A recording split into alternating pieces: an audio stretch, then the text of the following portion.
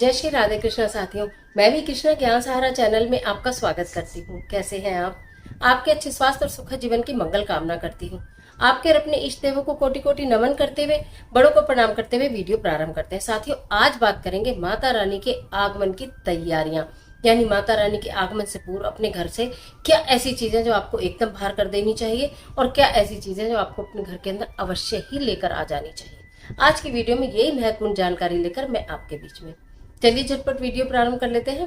लेकिन उससे पहले चैनल पर नए आए हैं तो चैनल को सब्सक्राइब जरूर कीजिएगा और बेल आइकन को बटन जरूर प्रेस कीजिएगा, जिससे आने वाली वीडियोस का नोटिफिकेशन आपको मिलता रहे।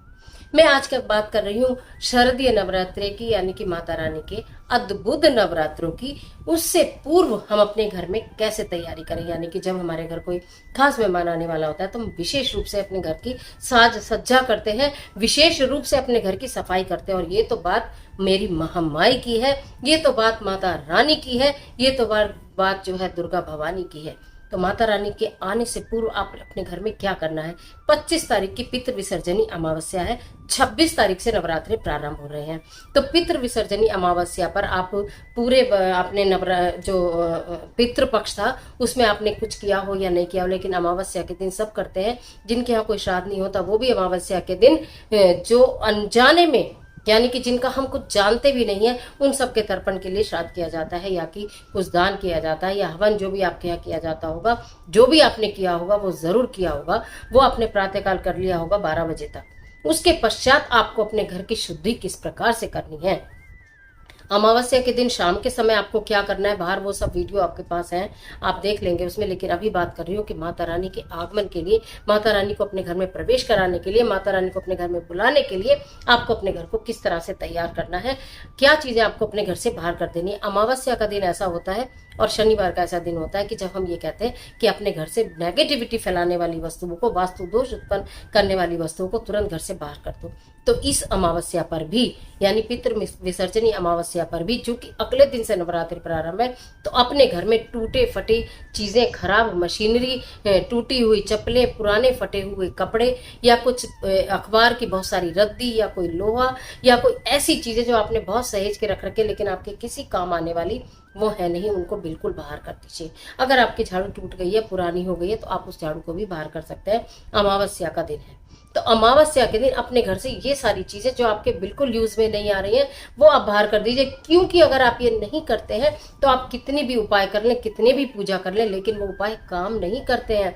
जो चीज जहां रखी है, जिस कोने में रखी है, उस कोने में अगर सफाई नहीं होती है, वो चीज टूटी हुई है, वो चीज खराब है, तो वो वास्तु दोष उत्पन्न करती ही रहेगी। अगर किसी उपाय से वास्तु दोष वो समाप्त भी होता है तो वो चीज फिर पुनः वास्तु दोष उत्पन्न कर देती है, इसलिए पूर्ण रूप से फल की प्राप्ति नहीं होती है। तो जरूर अभी से ही देखना प्रारंभ करें कि हमारे घर में ऐसी कौन सी चीजें जिसे हम यूज नहीं करते हैं, उसे हमें अपने घर से बाहर तुरंत कर देना है अमावस्या के दिन। अगर आपके घर में कहीं नल टपक रहा है तो उसको बिल्कुल ठीक करा लें। अगर घर के सामने कहीं कोई ऐसा गड्ढा है या कोई ऐसी गहरी जगह जहाँ नाली भर पानी भरता हो, उसको तुरंत रिपेयर करा दें, उसको रिपेयर करा दें। यानी कि कहीं भी पानी एकत्रित नहीं होना चाहिए, कहीं सूखे मुरझाए पौधे नहीं लगे होने चाहिए, यानी कि गमले हैं उनमें पौधे सूख गए हैं, मुरझा गए हैं, या पुराने हो गए हैं, या वो चल नहीं रहे हैं, उनको भी आप निकाल कर बाहर कर सकते हैं, नए पौधे उनके अंदर लगा सकते हैं। और अपने घर के अंदर की इन वस्तुओं को बिल्कुल आप घर से बाहर कर दीजिएगा। इस बात को आपको ध्यान रखना है। लेकिन किसी को भी कटे फटे कपड़े या टूटी हुई चप्पलें या खराब इलेक्ट्रॉनिक सामान बिल्कुल भी मत दीजिएगा, ये सोच के कि आज अमावस्या, चलो हम मन में कहीं ना कहीं भाव आ जाता है कि हम किसी की मदद कर रहे हैं, हम किसी को दान कर रहे हैं, चलो हमने उसको दे दिया। ऐसा कदापि आप भूल कर भी ना करें। खराब वस्तुओं का दान भी ना करें, ना खराब वस्तुएं किसी को दें, या तो किसी कबाड़ी को या किसी को ऐसे ही आप वो सामान दे सकते हैं। तो इस बात का ध्यान रखें, घर से ये टूटी फूटी फटी पुरानी चीजें बिल्कुल निकाल दें। घर में आप बिल्कुल साफ सफाई करेंगे, या मैंने आपको मैजिक वाटर बोतल बनवाई है, वो मैजिक आप स्प्रे शाम को अपने पूरे घर में कर दीजिए। घर की दहलीज आपकी स्वच्छ होनी चाहिए। पूरे 9 के 9 नवरात्रों में आप घर की दहलीज पहले साफ करें। घर की दहलीज साफ करने से क्या होता है ना, जैसे पितृपक्ष चल रहा था तो पितृ जो होते हैं घर के दरवाजे पर बैठे होते हैं, तो कहा जाता है घर की दहलीज साफ हो। मैंने आपको वीडियोस में बताया भी था कि आप कुछ और देर सवेर करें, अगर आपके हेल्पर्स जो हैं आपके देर से आते हैं तो भी आप घर की दहलीज को स्वच्छ कर लें। तो अब तो बात है माता रानी की, तो घर की दहलीज को आपको साफ करना है और अपने घर के अंदर से सब बहता हुआ नल है, रुकी हुई नाली है, या खराब चैनल है, जो भी खराब चीजें हैं उनको ठीक करा लें। खराब चीज़ें आपके घर के अंदर होनी ही नहीं चाहिए। उनको थोड़ा सा हिम्मत करिए और थोड़ा सा टाइम निकाल कर उनको ठीक करिए। क्योंकि वास्तु दोष अगर लगा हुआ है, इतनी नेगेटिविटी फैल जाती है घर के अंदर कि आपका किए हुआ कुछ भी पूजा उपाय सफल नहीं होते हैं। तो माता के आगमन से पूर्व अपने घर की इस तरह से आप सफाई करेंगे, सब चीज़ों को, जो भी वेस्ट है, वेस्ट जो आपकी यूज नहीं आनी है, उन सबको जो बरसों से आपने रखे निकाल दीजिए। अमावस्या का दिन है, निकालना अति उत्तम रहता है। उसके पश्चात बात करेंगे, आपने अनेकों सामग्री वीडियो में देखा होगा कि किस फल की प्राप्ति के लिए, किस मनोकामना के लिए हमको क्या सामग्री लेकर आनी है, वो आप लेकर आए भी होंगे। बात करती हूँ एक विशेष चीज की। माता रानी जो इस समय आ रही हैं शारदीय नवरात्रे, उनका वाहन है हाथी।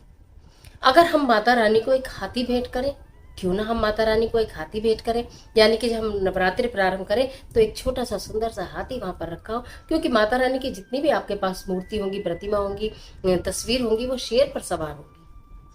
शेर पर सवारी है माता रानी की, लेकिन इस समय वो हाथी पर आ रही है। सब जगह मिल जाएगा। आप किसी भी दुकान पर, खिलौने वालों की दुकान पर लें, मिट्टी का हाथी प्रयत्न करिएगा लेने का। मिट्टी का हाथी ले, अंदर से खोखला ना हो, ये बात आप ध्यान रखिएगा। खोखली कोई भी मूर्ति, कोई भी पूजनीय चीज नहीं ली जाती है। तो एक छोटा सा हाथी क्यों ना माता रानी के लिए लेकर आया जाए, एक चांदी का सिक्का क्यों ना आपको नया लेकर आया जाए, एक मिट्टी का पात्र क्यों ना लेकर आया जाए, यानी कि कलश। आप कलश की स्थापना जो करते हो, तो आमतौर पर जो हमारे पास स्टील के होते हैं, जिनमें आप करते चले आ रहे हो, आप उनमें करते हो। एक बार मिट्टी के कलश की स्थापना करके देखिए ना। तो मिट्टी का कलश आप चाहे तो वो लेकर आइए। मिट्टी का, मेरे कहने का मतलब है, मिट्टी एकदम शुद्ध और माता रानी की प्रिय है।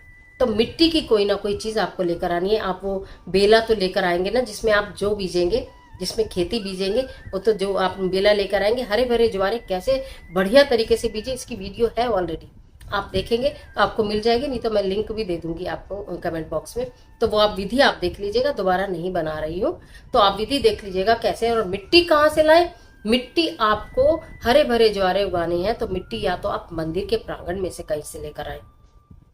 जहां भी कहीं दिव्य मंदिर होते हैं, उनके आसपास कच्ची जगह मंदिर के अंदर प्रांगण में होती है, जहां वृक्ष लगे हुए होते हैं, तो या तो आप मिट्टी वहां से लेकर आए साथ, नहीं तो किसी बगीचे से मिट्टी लेकर आए। और ये ध्यान रखें, ये स्मरण में रखें कि वो जगह बिल्कुल साफ सुथरी होनी चाहिए।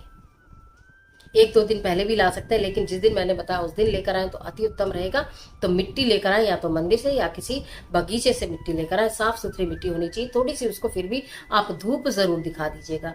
जहां से भी मिट्टी लाए, थोड़ी सी आप उसको धूप दिखा दीजिएगा, फिर उसको छानिएगा। फिर आप उसमें गंगा जल वगैरह डालकर, और जो है उनको पहले से भिगोकर, फिर आप उसमें अपनी खेती बीजिएगा।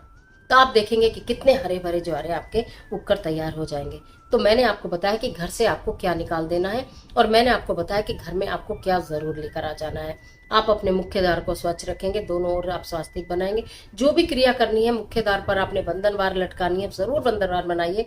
अशोक के पत्तों की बनाइए, आम के पत्तों की बनाइए। उसकी भी एक पूरी विधि मैंने आपको दी हुई है कि जो बंधनवार बनाते हैं, कलावे में या निमोली में बनाते हैं, उस पर किस तरह से आपको रोली कुमकुम की बिंदियां लगानी होती हैं, वो सब आपको पहले से पता है, बहुत वीडियो में बता चुकी हूँ। सूक्ष्म रूप से जल्दी जल्दी सारी चीजें फिर भी बता दे रही हूँ आपको क्या करना होगा। अपने घर के आंगन को साफ स्वच्छ रखिएगा। चाहे तो एक और छोटी सी रंगोली प्रतिदिन बनाइए। चाहे आप आटा ले लीजिए, हल्दी ले लीजिए, रोली ले लीजिए, उससे भी आप बना सकते हैं। अगर आपके पास गुलाल है, लाल पीला हरा गुलाल है, तो फिर तो कहने क्या, जरूर इतने से गुलाल से छोटी सी, जैसे आपने बनाई तो अष्टदल कमल जैसे बनाते हैं ना, बस चाहे इतना सा बना लीजिए, उसके ऊपर एक दीपक रख दीजिए, देखिएगा चमत्कार। आप कितने प्रसन्न मन से आपने माता के आगमन की तैयारी की है, उतने ही प्रसन्न मन से माता रानी आपके घर के अंदर प्रवेश करेंगी, और उतने ही प्रसन्न मन से माता रानी आपके घर के अंदर विराजमान रहेंगी। आपकी पूजा को स्वीकार करेंगी, आपकी भक्ति को स्वीकार करेंगी, आपके भाव को स्वीकार करेंगी। तो माता के आगमन की तैयारियां, उन्हें बुलाने की तैयारियां इस तरह से करके रखिए। बिल्कुल आप एकदम ऐसे तैयार हो जाइए कि बस समझिए कि माता रानी साक्षात मेरे घर में विराजमान होने वाली है। शुद्ध भाव से, शुद्ध मन से, और प्रयत्न कीजिएगा कि इस दौरान घर के अंदर सात्विक भोजन ही बने। अगर सात्विक भोजन नहीं बन रहा है और आपको घर में लड़ाई नहीं करनी है, लेकिन अगर आपको ऐसा लगता है कि कोई मेरी बात नहीं मानेगा, मेरे भाव है कि माता रानी मेरे घर में रहे, मेरे भाव है मैं पूजा करूं, मेरे भाव है व्रत करूं, लेकिन कुछ हो नहीं पाता क्योंकि बाकी लोगों को सब कुछ खाना होता है, तो आप, आजकल तो मास्क का जमाना है, आपको पहले भी पता है, तो आप अपने मुंह के ऊपर मास्क लगाकर बना सकते हैं, किसी को बुरा भी नहीं लगेगा। अगर उस पर भी लड़ाई होती है तो चाहे मत लगाइएगा, लेकिन अगर मास्क लगाकर भी बनाए तो कोई बुराई नहीं है, आप बनाकर उन्हें दीजिए जो खाना चाहते हैं, क्योंकि उसको सब पता है, वो सब जानती है आपके भाव क्या है या परिवारजन के भाव क्या है, वो सब जानती है। तो इसलिए आप भी एक माँ हैं, तो बच्चों की खुशी के लिए आप वो भी करिए और माता को मनाने के लिए आप ये भी करिए। तो जो भी आपको बताया है, क्या आपको घर से बाहर करना है, क्या आपको घर के अंदर जरूर लेकर आना है, किस प्रकार से मुख्य द्वार को तैयार करना है, किस प्रकार से अपने आंगन को तैयार करना है, बाकी सारी पूजा की विधि और किस तरह से, वो सब चीज आपके पास ऑलरेडी है ही, मिल भी रही है और मिलती भी रहेंगी। तो आशा करती हूँ ये जल्दी में बनाई गई वीडियो, आपको जरूरत की चीजें बताने की वीडियो, आपको निश्चित बहुत उपयोगी साबित होगी।